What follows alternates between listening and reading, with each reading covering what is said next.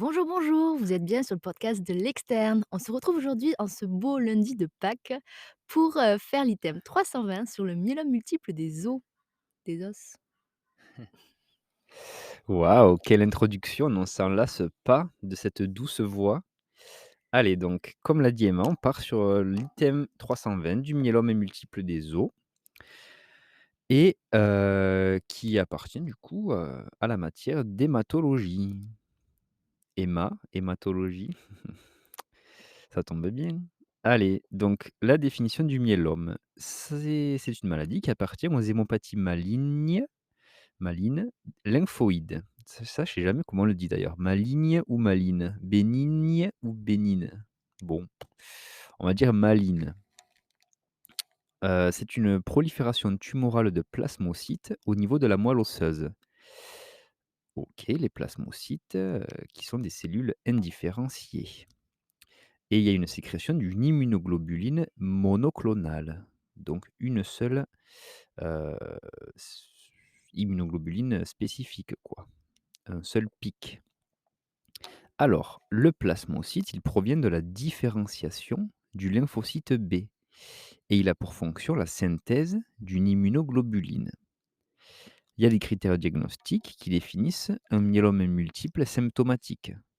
Donc là, par exemple, c'est la présence d'une sécrétion d'immunoglobuline monoclonale, qu'elle soit sanguine ou urinaire, ou même les deux. Heu, la plasmocytose médullaire supérieure à 10, c'est un des critères, diagnostiques également et pour faire le diagnostic du myélome multiple symptomatique, il faut qu'il y ait au moins un symptôme qui appartient au CRAB. Ça, c'est un acronyme qui définit du coup l'hypercalcémie, donc le C, l'insuffisance rénale, le R, le A, c'est pour l'anémie et le B, c'est pour bone, c'est les lésions osseuses.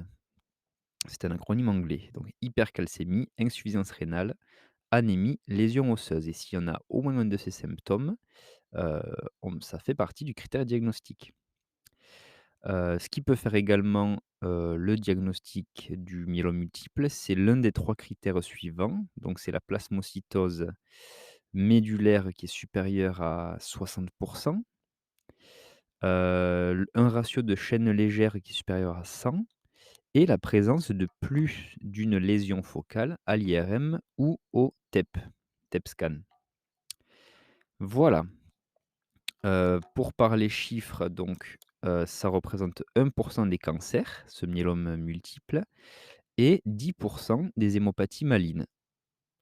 Voilà, il y a donc 4 000 à 5 000 nouveaux cas par an en France, ce qui en fait une maladie assez fréquente et ça atteint l'adulte avec un âge moyen au diagnostic qui est proche des 70 ans. Voilà. Et on nous dit que, les facteurs favorisants sont notamment environnementaux, avec notamment les pesticides. Voilà. Ça, ce qui va pouvoir déclencher ou, favoriser l'apparition de la maladie. Allez donc pour identifier le pic d'aspect monoclonal et connaître du coup les critères diagnostiques d'une gammapathie monoclonale de signification indéterminée. Ça, c'est la MGUS. La gammapathie monoclonale de signification indéterminée. Alors, un pic d'aspect monoclonal, qu'est-ce que c'est? C'est un pic à bande étroite, qui est présent à l'électrophorèse des protéines du sérum. Ce pic d'aspect monoclonal correspond à la présence d'immunoglobulines monoclonales, du coup. La migration, elle se fait plus souvent dans les zones des gamma-globulines, moins fréquemment en zone bêta. Et l'immunofixation confirme la présence d'une immunoglobuline monoclonale et elle permet de typer l'isotype. Donc ça, c'est, la chaîne lourde, soit c'est G, A, M, D ou E et ensuite la chaîne légère, ça c'est kappa ou lambda.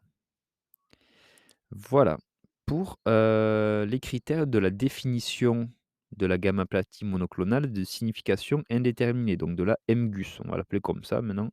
C'est plus court. Il faut qu'il y ait la présence d'une sécrétion d'immunoglobulines monoclonales sanguines qui soit inférieure à 30 grammes par litre. Il faut qu'il y ait également une plasmocytose médullaire qui soit inférieure à 10, et il faut qu'il y ait l'absence de symptômes CRAB. Donc comme on a dit, hypercalcémie, insuffisance rénale, anémie, lésion osseuse. Voilà. Il faut qu'il y ait moins de tout ça, enfin pas tout ça, sinon après on passe dans le myélome et pas dans l'AMGUS. Voilà.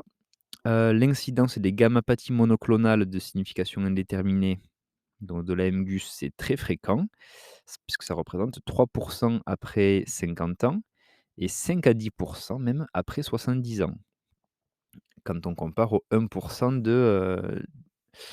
du myélome. Donc on est 5 à 10 fois plus.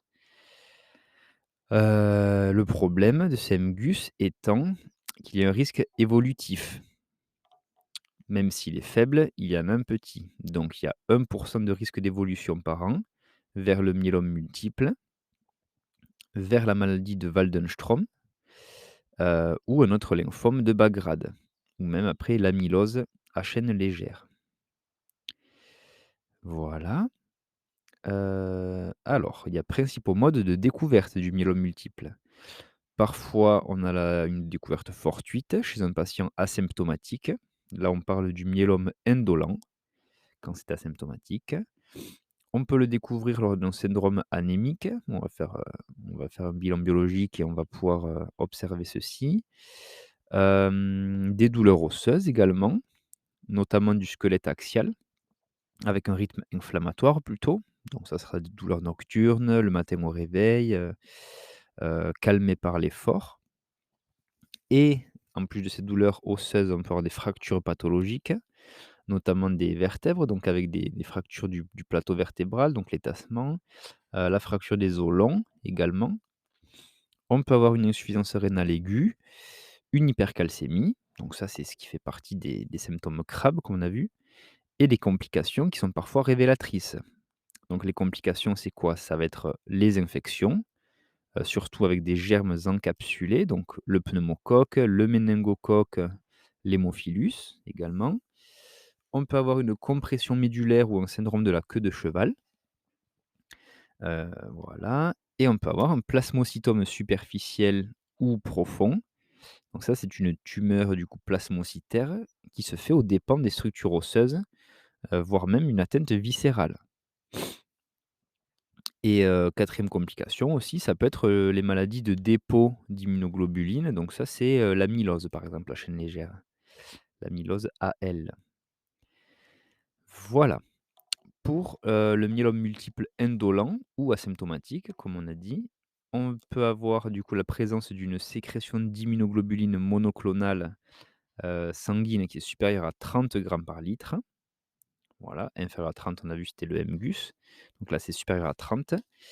Et on peut avoir également une plasmocytose médullaire supérieure à 10. Voilà. Par contre, l'absence de symptômes CRAB. Sinon, ça ne serait pas asymptomatique ou indolent, bien sûr. Voilà. Et donc, chez un patient avec myélome asymptomatique, la présence de l'un des trois critères suivants fait maintenant considérer la maladie comme symptomatique, avec donc une nécessité de traitement. Là, c'est quand la plasmocytose médullaire n'est pas supérieure à 10 mais à 60. Quand il y a un ratio de chaîne légère supérieur à 100 et la présence de plus d'une lésion focale à l'IRM ou au TEP scan. Voilà. Allez, maintenant on va parler un peu de la maladie de Waldenström. Donc cette maladie de Waldenström, elle appartient au lymphome non hodgkinien de type B, indolent, indolent ou de bas grade de malignité.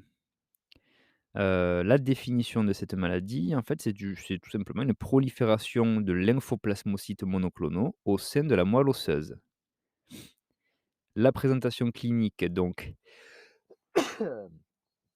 désolé, j'ai une petite allergie là parce que j'enregistre dehors, il fait beau, mais bon, le petit pollen, a raison de mon nez. Donc la présentation clinique, c'est un syndrome tumoral, donc on aura des adénopathies, on peut également avoir une hépatosplénomégalie.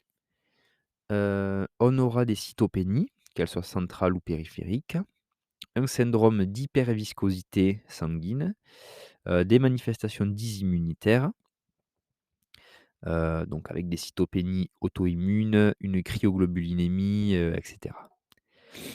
À la biologie, pour la maladie de Waldenström donc, on fera un myélogramme et ou, des biopsies ostéomédulaires et donc là, on va retrouver des lymphoplasmocytes supérieurs à 10. À l'électrophorèse des protéines du sérum, on aura une gammapathie monoclonale de type IgM, voilà. Ensuite à l'imagerie, donc là, on pourra faire, une écho ou un scan thoraco-abdominopelvien. On va rechercher un syndrome tumoral ganglionnaire profond et une hépatosplénomégalie. Voilà. Les risques évolutifs, donc c'est un syndrome d'hyperviscosité qui sera lié en fait au pic, monoclonal d'IgM. On parle de complications auto-immunes, des complications liées aux cytopénies, si on a un envahissement médulaire. On peut avoir des anomalies de l'hémostase. Donc là, dans le cas du syndrome de Willebrand acquis, ça peut se transformer en lymphome B de haut grade et non pas de bas grade, ou indolent. Et même ça peut se transformer en amylose AL, donc avec, l'accumulation de dépôts d'immunoglobulines dans les tissus. Ça, c'est l'amylose. Voilà. Alors maintenant, on va parler un peu plus précisément des 4 critères CRAB. Donc hypercalcémie, insuffisance rénale, anémie, lyse osseuse, on les rappelle. Donc pour le C, c'est donc l'hypercalcémie. C'est une calcémie qui est supérieure à 2,75 millimoles par litre, ou supérieure à 0,25 millimoles par litre au-dessus de la limite de la normale. Ça, c'est pour définir l'hypercalcémie. L'insuffisance rénale, le R, c'est une créatininémie qui est supérieure à 177 micromoles par litre ou une clairance qui est inférieure à 40 millilitres par minute. Ça, c'est pour définir l'insuffisance rénale. L'anémie.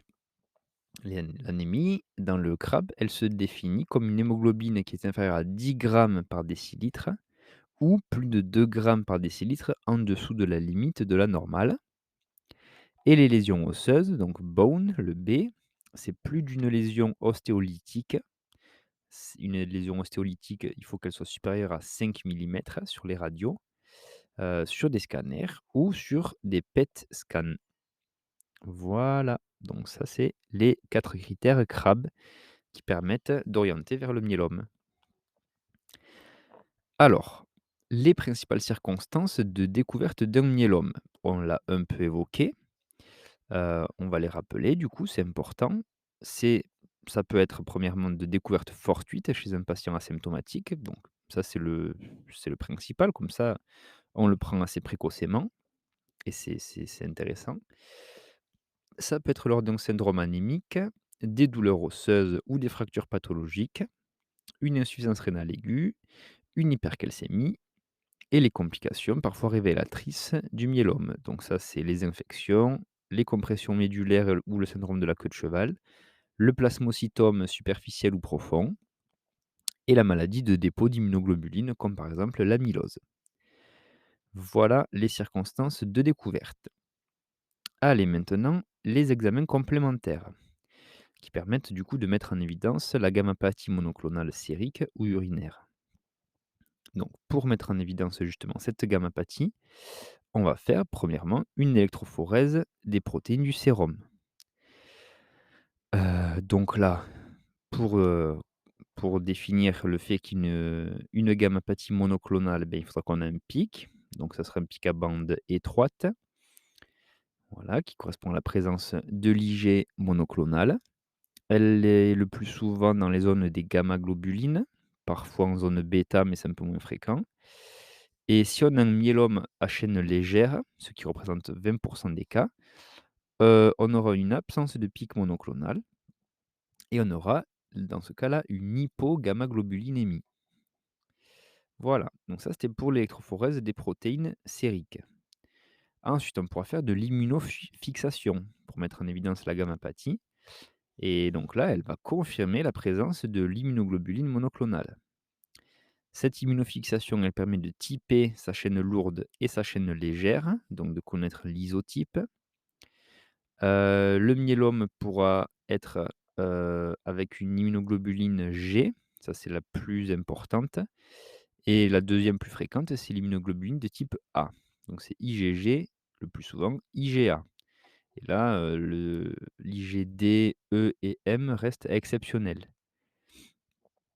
Voilà. La chaîne légère, souvent, elle est de type kappa, dans 2 tiers des cas et elle est lambda dans un tiers des cas, justement. Enfin, seulement. Allez, maintenant, ensuite, en dehors de l'immunofixation et de l'électrophorèse, on peut faire le dosage des chaînes légères, libres, sériques, dans le sérum. Ça, c'est indispensable pour le myélome à chaîne légère, donc là, pour le diagnostic, mais aussi pour le suivi et aussi pour le bilan du myélome indolent, donc asymptomatique. Et on a vu, en fait, c'est un critère, théorique de traitement si on a un ratio de chaînes légères libres qui est supérieur à 100. Voilà et ensuite, dernier examen complémentaire, on peut faire la protéinurie de Bence-Jones. Donc sur le sédiment urinaire, en fait, on va l'analyser, ce sédiment urinaire, systématiquement lors du diagnostic de la gammapathie monoclonale et donc la protéinurie de Bence-Jones, qu'est-ce que c'est? C'est la présence anormale de chaînes légères monotypiques, donc d'un seul type, dans les urines. Et au cours du myélome, en cas de protéinurie de type glomérulaire, donc ça, la protéinurie glomérulaire, c'est une albuminurie qui est supérieure à 1 gramme sur 24 heures, ça fera suspecter une néphropathie glomérulaire associée et donc par exemple une amylose, ça peut faire cette néphropathie glomérulaire ou une autre maladie de dépôt d'immunoglobulines. Là, on donne l'exemple de la maladie de Randall. OK. Allez, on enchaîne sur les 3 types de complications rénales dans le cadre du myélome. L'insuffisance rénale, donc, elle est présente dans près de 20 des patients, enfin dans 20 des cas, chez 20 des patients au diagnostic du myélome et ça fait partie des critères diagnostiques. On rappelle que c'est le R des critères CRAB. Cette insuffisance rénale est une urgence thérapeutique parce qu'elle met en jeu le pronostic vital et ça a un impact majeur sur la prise en charge thérapeutique parce qu'on ne pourra pas utiliser les traitements que l'on veut, qui sont, heu, qui sont souvent à élimination rénale. La principale cause de cette insuffisance rénale, en fait, c'est la néphropathie à cylindre myélomateux. Ça, c'est lié, en fait, à la précipitation tubulaire des chaînes légères avec l'uromoduline. Ça, c'est une molécule, voilà, qui fait précipiter les chaînes légères en tubules et donc ça va faire une néphropathie à cylindre myélomateux. Voilà, c'est la protéine de Tam-Horsfall, voilà, pour ceux qui aiment bien les petits noms compliqués comme ça. Cette précipitation tubulaire va induire une nécrose tubulaire aiguë, voilà et c'est plus fréquent au cours du myélome à chaîne légère, parce que ces chaînes légères vont plus facilement précipiter au contact de l'uromoduline. Voilà, ça c'est la principale, cause, donc la néphropathie à cylindre myélomateux. Il y a également d'autres causes qui sont assez fréquentes, pour l'insuffisance rénale au cours du myélome, c'est l'hypercalcémie, par le biais de la déshydratation, en fait. Ça peut être également des causes iatrogènes, donc notamment si on donne des INS, ça c'est assez fréquent. Si on donne des produits de contraste iodés lors des examens d'imagerie. Et après, ça peut également être des causes fonctionnelles ou obstructives. Donc là, si le patient lui donne la morphine, il peut faire une rétention aiguë d'urine et avoir un globe. La déshydratation, toujours, ça c'est une cause fonctionnelle d'insuffisance rénale et ça arrive. Et plus rarement, on nous précise ensuite que ça peut être une insuffisance rénale qui est liée à une maladie de dépôt d'immunoglobulines comme, l'amylose ou la maladie de Randall, encore une fois. Heu, D'où l'importance en fait d'analyser la protéinurie.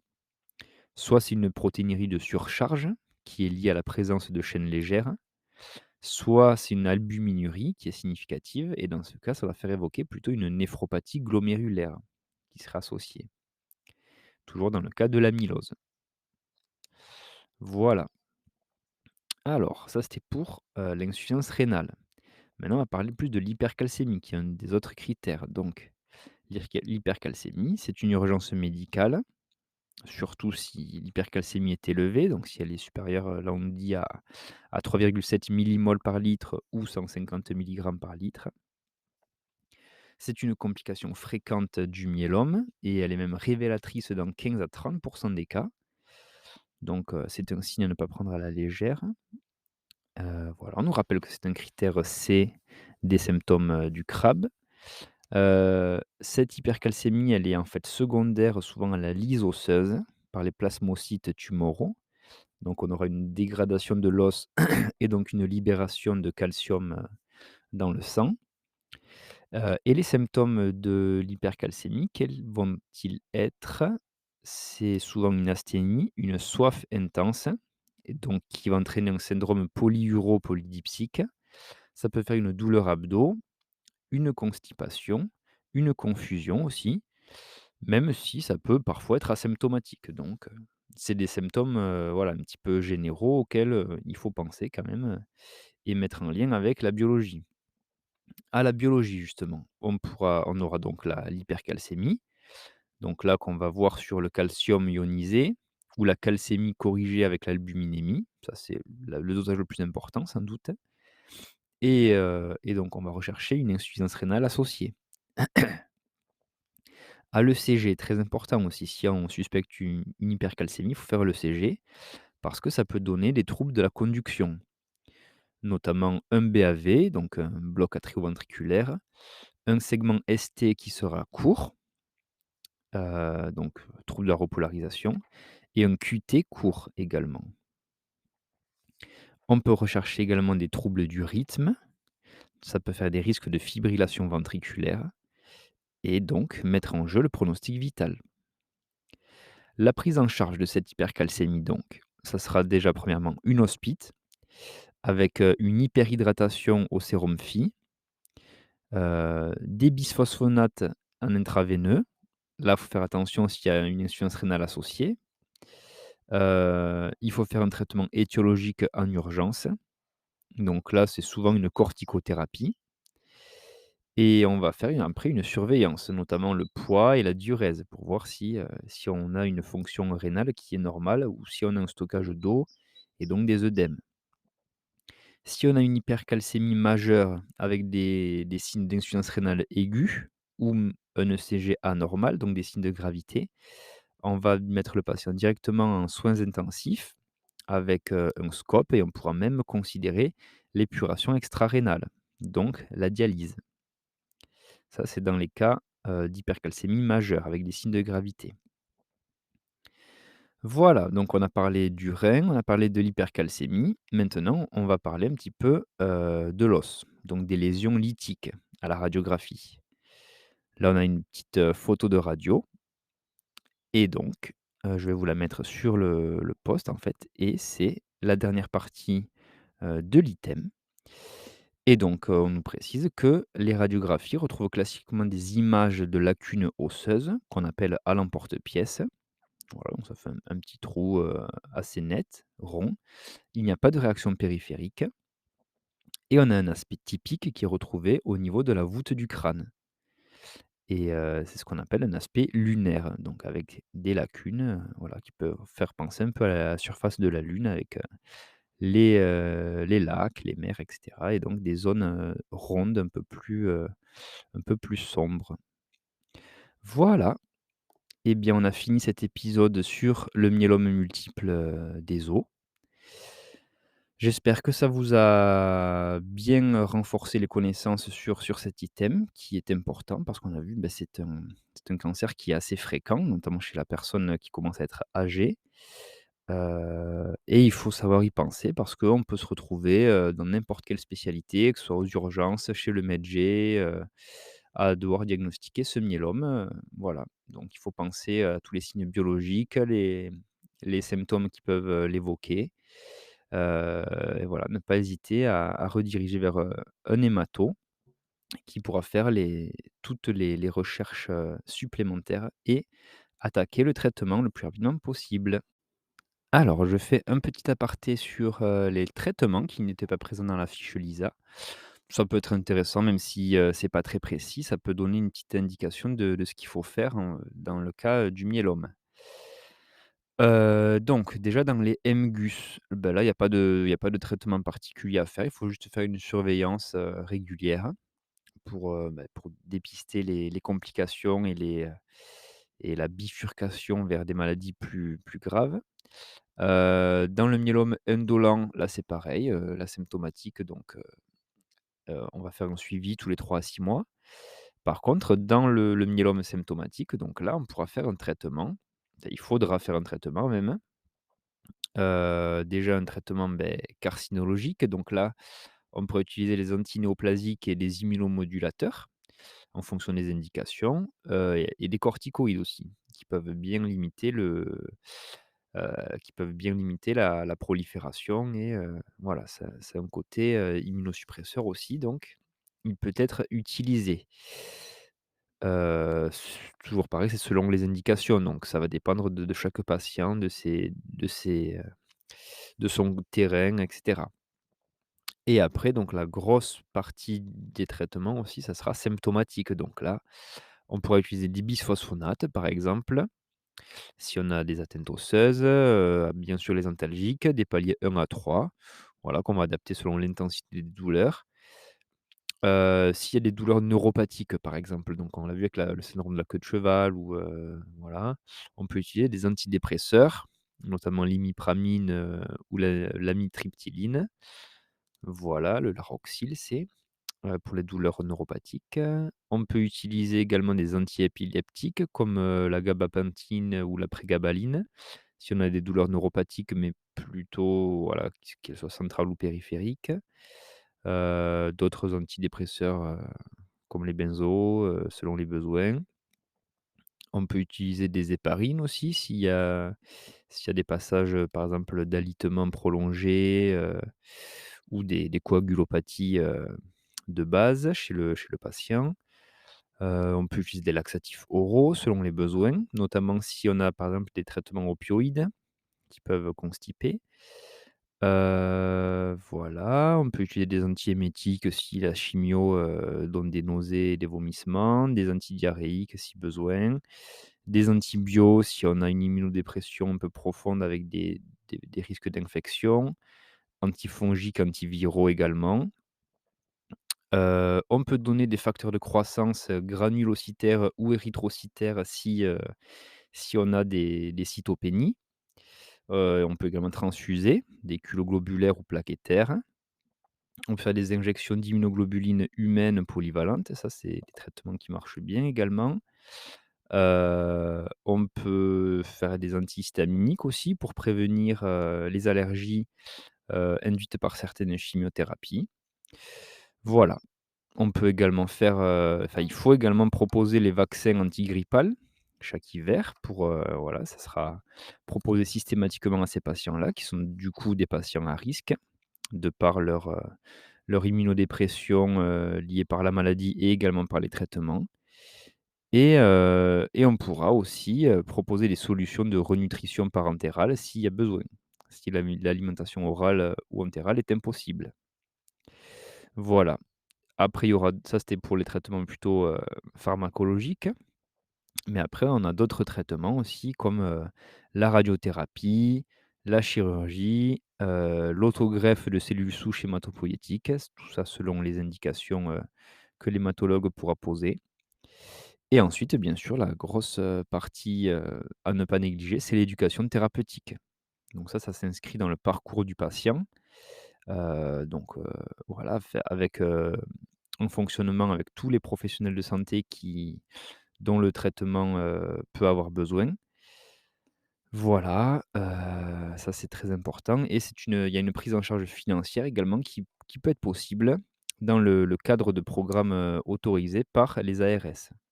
Donc ça, c'est plutôt au niveau régional qu'il faut voir, ce qui peut être mis en place. Voilà, je pense qu'on est bon pour cette partie sur les traitements qui ne figure pas sur la fiche LISA, mais qui est intéressante, à connaître, si on veut pouvoir renseigner les patients notamment. Voilà, voilà. Voilà. Allez, ben passe un bon lundi de Pâques. J'espère que tu ne vas pas trop manger d'œufs en chocolat. Sinon, ben on va va devoir parler du diabète et tu pourras revenir voir l'épisode qui en parle mais profite bien quand même, hein, ça fait toujours plaisir. Passe une bonne journée, prends soin de toi et à bientôt. Ciao, ciao.